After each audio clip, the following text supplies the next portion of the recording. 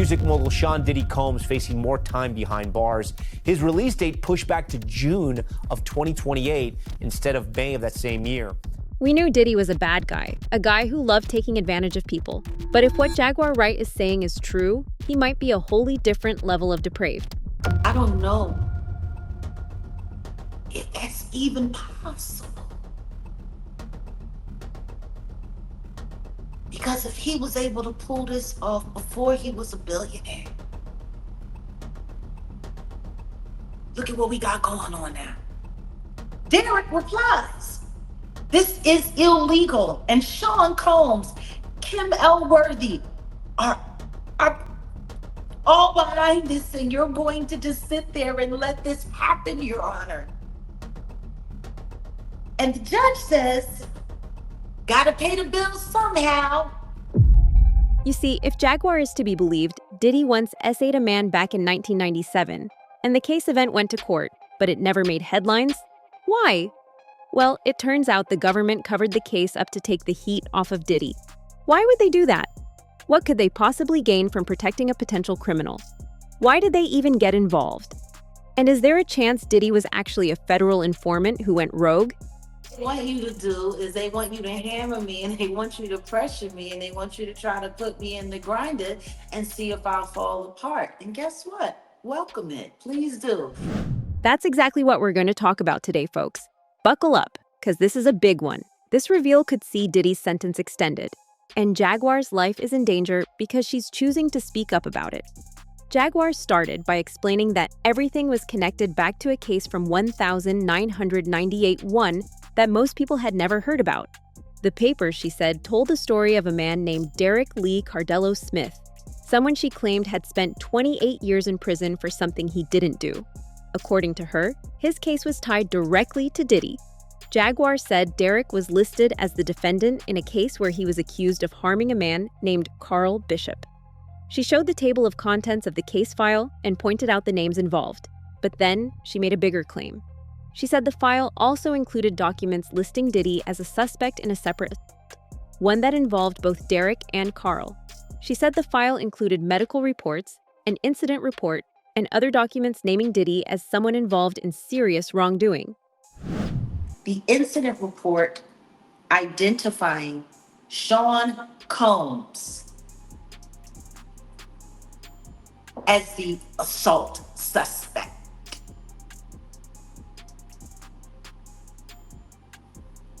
Well, do you understand what that means? Hey. Do you understand what that means?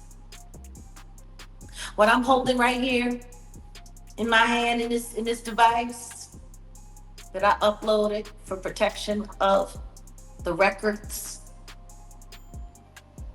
See, while everybody was busy watching that sham of whatever that was supposed to be to make people think that that guy actually was finally handled up on in some way, shape, or form, God was busy making sure that these very real findings came to me.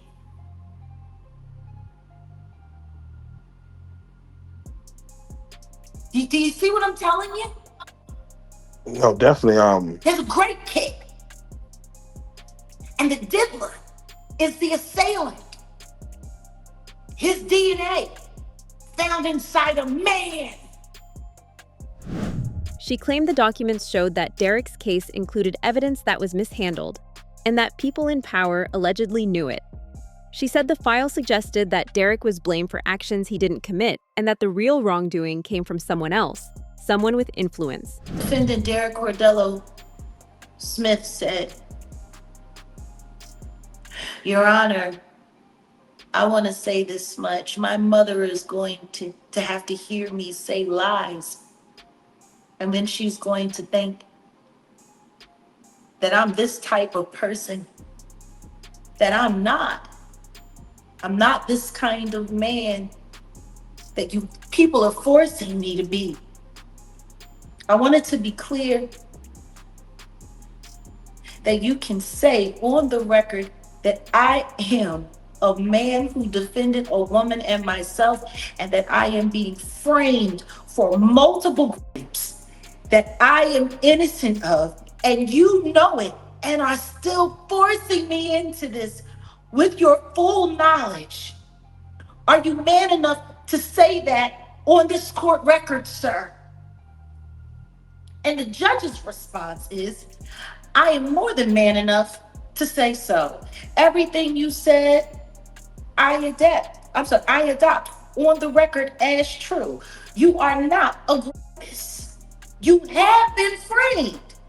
And it was all done on our approval, and most especially on the approval of Kim L. Worthy. Are you happy now? Derek responds, hopefully one day this will all come out. The judge says, not today, take him back. She also claimed that she had uploaded the documents for protection, in case anything happened to her copies. This is truly chilling, the fact that Derek got framed by a court and it's all out in public, and that Diddy was also behind it. How has this been allowed to happen? What's worse is that you can clearly see Derek still trying to plead his innocence, and it's all for nothing. Derek replies, this is illegal, and Sean Combs, Kim L. Worthy are all behind this, and you're going to just sit there and let this happen, Your Honor. And the judge says, gotta pay the bills somehow.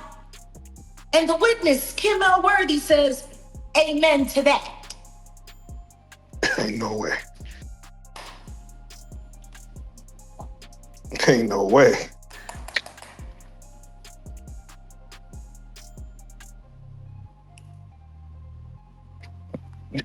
Damn.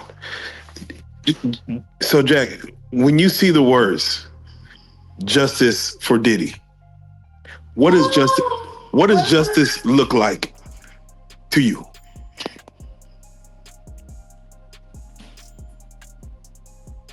I don't know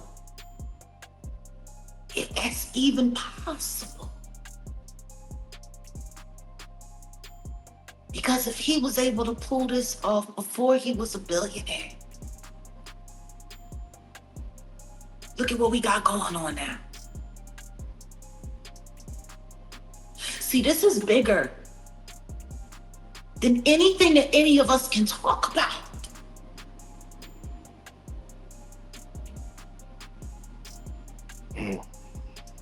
This is in Detroit. Who would ever think that the diddler had action where he could move things around like this in Detroit? And we're talking all the way back in the 90s. And every time this man has been about to come up for parole, Kim Worthy goes and gets one of those great kits that she's been holding on to and just throws it on him. And he's back, he's got to stay in jail. You don't remember right after Diddy was taken into custody, that story that came out about the inmate that sued him for $100 million and won on a default judgment? Y'all don't remember hearing about that right after he was arrested? Yeah, it was so many lawsuits, but yes, that was one of them. Yeah, but it was the only lawsuit where you had heard somebody had actually won against him. At one point, Jaguar said very clearly that the documents included DNA testing that linked Diddy to the case, and she made it clear that Diddy's name wasn't just mentioned. He was listed as a responsible party. Yeah. He was actually an investor in Bad Boy. And they've been keeping him monkeyed up in jail all of this time, so they ain't gotta pay him. Yes. Hell, I want to know what justice for Derek looks like right now. Jeez. Hell. He's entitled to 49% of whatever Combs Enterprise has amassed in the past 30 years. Almost 30 years. That's what he's entitled to. He already won a $100 million judgment. See, this is what was going on in the background while whatever that foolishness we just watched was happening. This was all going on in the background. It's starting to make you wonder if that trial happened to cover this up. Everything that they've done to ruin it so people would never believe a word that came out of his mouth. See, when you start here with these transcripts from 1998, which were sealed and then unsealed in 2007 and then sat there in the clerk's office and nobody knew about it because nobody knew to come and get it. Nobody knew where to get it. Different names on the same case number. They thought they were clever. She then turned her attention to Diddy's lawyers. She claimed that one of them, Mark Agnifilo, had been involved indirectly with Derek years earlier. You sitting here talking to me about these weird old lawyers, including Mark Agnifilo. You want to know what's funny? While Mark Agnifilo was sitting there making fun of baby oil and doing all of the stuff that he was doing in court and creating all of that nice guy hoopla, trying to get everyone to believe that Diddy is not such a terrible person and that he's a wonderful man and he deserves to go back to Madison Square Garden and he's going to be right there to cheer him on. Do you want to know where else he was? In Wayne County, negotiating with Derek Lee Cordello Smith. Wow. His victim. Wow. Why would he be in negotiations with him if he actually believed that everything that he said in that courtroom was true?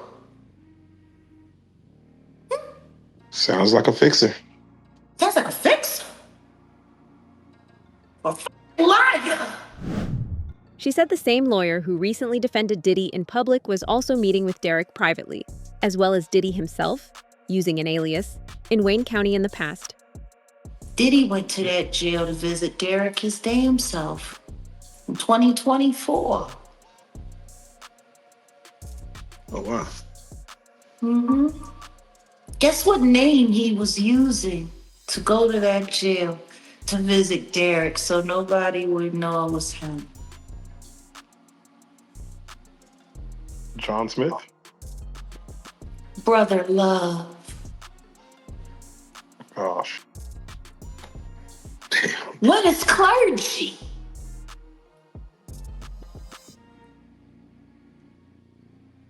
Damn. This is very wild. What made you? Guess where he went? Just a couple of days before HSI raided all of his properties.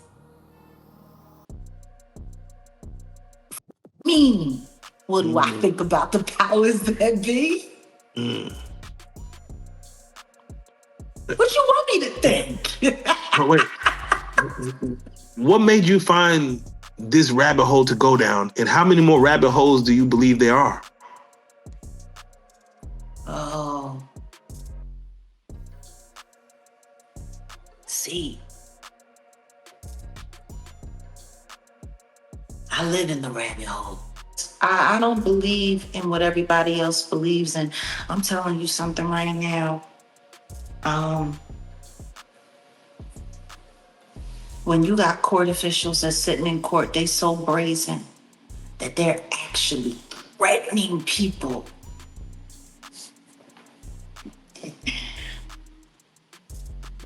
That's very brazen. Do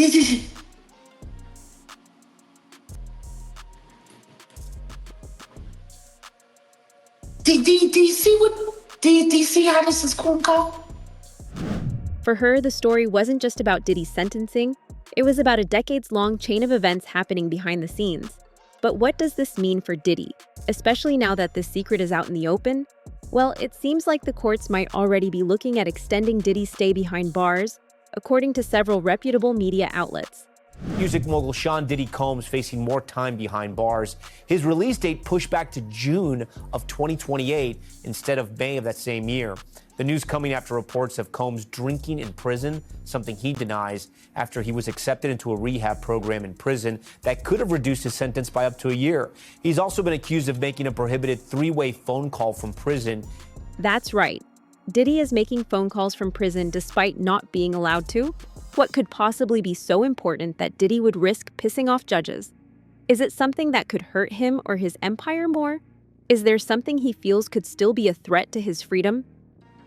So Combs' representative, Judah Engelmeyer, telling me by phone earlier today, Tom, that yes, a three-way call was made between one of Combs' lawyers, who did bring in another person on that call with Combs while he has been at Fort Dix, but that there was nothing improper about it. But again, that is not something that you were supposed to do at all. So those lawyers should have known better. As for drinking, he doubled down and said that Combs was not drinking and that, in fact, he's been admitted into this very specialized rehab program that Fort Dix offers is actually going to potentially lower his sentence. Yeah. He could be released earlier because of that. So they're saying he's done nothing wrong and that any reports that he has been drinking is completely not true. Sarah, you know, after his trial, a lot of people said he got a legal victory. It looked like he was going to be on his way out in a couple of years. How far back does this set him now?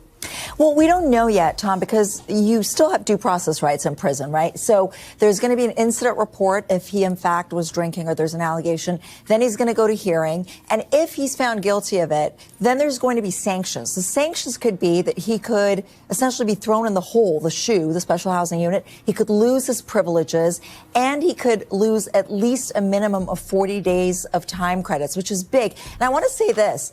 Drinking in a BOP facility is as serious as committing murder in a BOP facility. Is it really? Yeah. As of 2020, the BOP changed the rules and reclassified drinking as one of the most severe charges in custody. So this is really serious if he actually did it. Possible penalties for Diddy currently include being sent to the special housing unit, known as the Hole, losing privileges, and losing at least 40 days of time credits, which directly affects his release date. And what's really interesting here is that Melas reported that Diddy has told people he is writing a book, which may raise future legal concerns tied to New York's Son of Sam law, which prevents convicted individuals from profiting from the stories of their crimes. Gosh, I mean, I don't know to what extent this is sort of this callous sort of thinking on his part, or he just is an addict. And you were telling me today he's writing a book. And he's writing a book, which could cause him more problems under the Son of Sam law in New York if he's monetizing on his crime. This is all absolutely terrible if true. I mean, Combs made such a big deal about wanting to go to Fort Dix. Yeah. He's trying to get out sooner than the 50 months in prison, Tom. The idea that he would be violating rules left and right within 2 weeks of getting there is really unfathomable after, again, listening to him cry and sob in front of the judge just recently saying, I want to do good, I'm sober, and I want to be released to go home to my family. So again, and like you said, President Trump, he doesn't like drinkers, okay? He doesn't drink himself. His brother was an alcoholic, and so has very strong opinions about that. He's talked about it. And if Diddy's seeking a pardon from President Trump before the new year, this is not a good look. Now, while already lost a lot of money fighting this trial and all the bad PR around it, it seems like he may have to get ready for another battle.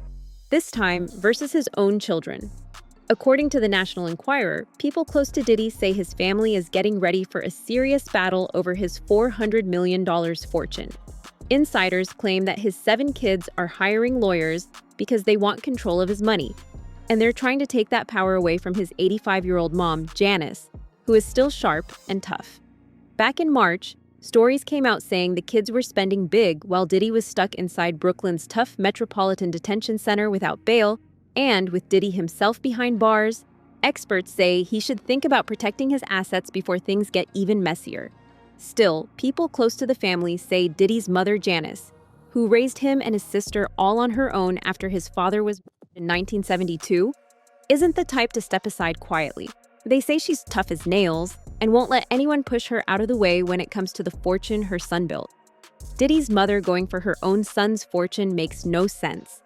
Until you realize that Jaguar Wright has alleged that Janice Combs isn't actually his mother at all. Did y'all see when they interviewed Dapper Dan about Diddy? I haven't seen that one. Please. They ran into Dapper Dan in Harlem and they asked him what he thought about what was going on with Diddy and if he knew Diddy. And I love Dapper Dan for this. He said, I grew up with his parents. He said, and what's going on with him has been going on long before him. Now, his father was a government snitch and a bad actor in the criminal world altogether. But there's whispers in the streets of Harlem that Diddy's mother isn't alive. Not his biological mother, but that woman is his aunt. Whoa. There are whispers. Wait a minute. There are whispers. So really, for Janice, this is one of her best chances to get her hands on a serious amount of money, especially now that she's 85 years old. In fact, this is something Boozy claimed Cassie and her husband were trying to do to Diddy too. When Cassie left Diddy and became an independent, entity, did you reach out to Cassie to get a hook on one of your songs? No. Was there a bidding war over Cassie after she left Bad Boy? No. Because Cassie is not talented as a singer. She isn't. She had one song that her boyfriend wrote for her, and that was it. And I know the guy who was the head of marketing at Bad Boy during the whole time Cassie was there. And he said, and this is my friend, he said every time, because Diddy would have her in the studio all the time. Songs with Kid Cudi, who she ended up with afterwards, songs with Ghostface Killer, all types of collabs. Those are not free. Think Kid Cudi's just doing a verse for Cassie for free? That's probably $200,000. Every song, put a press down, listen. bro. I just want to say this. Every time Cassie would go to the studio and put together a song, they pushed those songs just as hard as every other artist on Bad Boy. The people just didn't take to them. She was a pretty face that was fucking the boss. And got to living with her mama with her boyfriend. Right. Couldn't fuck in that house. You can't fuck at your mama's house. You cannot. That's it, you at your Lord. I done fucked at my mama house. You cannot fuck. You cannot. Like, you be like, man, you be like real Like, I ain't breaking no bed. I ain't trying to go too hard at my mama house. Like, that's your lowest. You gotta walk in that kid. What you do when you wake up? You gotta walk. You gotta look out before you walk out. You can't walk out with your box. You don't want your hanging out. Real you at your lowest. Yeah. They was at their lowest and they devised a plan. I agree. Bruh, they devised a plan. When you go to your mama with your man, you take, and you the man at the girl mama house, that's even worse. You not even at your mama house. Y'all at y'all worst, y'all. Meanwhile, Diddy can do nothing but wait and see how things turn out for him outside of prison. Inside of it, though, he seems to be trying to make the most of things, with one former cellmate alleging that Diddy has become a leader of sorts inside the MDC. According to Castillo, once the celebrity image faded, he found that Diddy acted more like any other man living inside MDC. He called him a humbled man, respectful, and focused on teaching and self-improvement. Castillo says he saw Diddy every day because they lived in the same housing unit. Over time, he says he got to know him as a regular human being. Castillo claims Diddy wasn't someone who walked around trying to talk to everybody, but he was approachable. Approached him, asked him for any advice or anything like that. He'll answer you 100%, and he was always willing to help, always willing to help. That's one thing I can say about him that I learned and got to love about him. He always gave you 100% of himself. He will set things to the side and make things his priority. Like helping other inmates, you're saying? Yes, helping other inmates. Well, so that's another question. How did other inmates respond to him being there? I mean, was it divided? Was it some people were impressed, some people were starstruck, or, was it kind of like some people were angry? At first, some people don't want to be groupies. They don't want to act like groupies. So they will try to act like, oh, that's Diddy, but we're not trying to be groupies.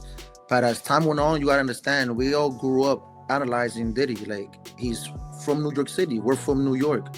So we grew up hearing and seeing the icon, the legend, like the mogul. So now we're actually living with him. So now we're studying him and analyzing him in person. So,